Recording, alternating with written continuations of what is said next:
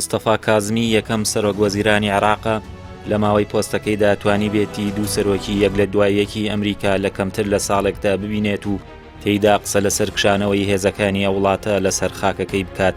شەوی ڕابردوو مستەفا کازمی سەرۆکوەزیرانی عێراق دوای سەردانێکی چەند ڕۆژە لە واشنتۆنەوە گەڕایەوە بەغدا و بەڵێنی ئەوەی لە جۆ بایدنی سەرۆکی ئەمریکا وەرگرت کە تا کۆتایی ئەم ساڵ هێزە شەڕکەرەکانی وڵاتە لەسەر خاکی عێراق دەکشێنەوە. تەوەری سەرەکی سەردانەکەی ئەم جارەی کازمی بە واشنتۆن پرسی کشانەوەی هێزەکانی ئەمریکا لە عێراق بوو کە ئێستا خواستی زۆرینەی هێزە شیعیەکان و خودی ئەمریکاشە.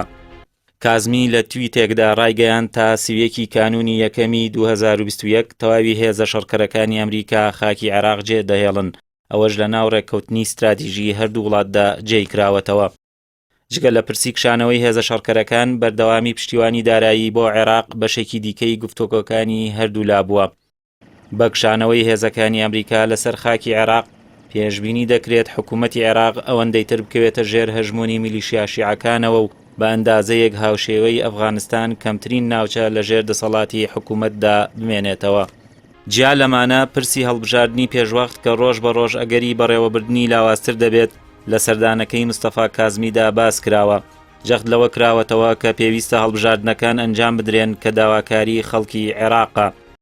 بەڵام ئاماژەکان ئەنجامی پێچەوانە پیشان دەدەن بەوەی دەنگێکی بەهێز لە ناو شەقامی سیاسی عێراقدا هەیە کە هەڵبژاردن لە وادەیەی بۆی دیاریکراوە ئەنجام نادرێت و دوا دەخرێتەوە. پەیوەندیدار بە هەرێمی کوردستانیشەوە حکوومەتی هەرێم لە ڕێگەی وتەبێژەکەیەوە پێشوازی لە بڕیاری کشانەوەی هێزەکانی ئەمریکا لە عێراقی کرد. بەڵام بەشێک لە چاودێران دووپاتی دەکەنەوە ئەوە خواستی ڕاستەقینەی بەرپرسانی هەرێم نییە، بۆ پێی لە سایەی پشتیوانیەکانی ئەمریکادا توانیویانە پێگەی خۆیان لە ناو هەرێم بەهێز بکەن. ئایندەی عێراق بەگشتی و هەرێمی کوردستان بە تایبەتی ناڕوونە. دەسەڵاتی میلیشیاکان لە عێراق بەردەوام لە پەرەسەندندایە و دەتوانن ببنە مەترسی جددی بۆ سەر هەرێمی کوردستان. ئەمریکاش کە لە ماوەی ڕابردوو لە هەرێمی کوردستاندا ئامادەیەکی بەهێزی هەبووە، دیار نییە هاوشێوەی ڕووداوەکانی 16 ئۆکتۆبەر هەرێم ناداتەوە دەست میلیشیاکان.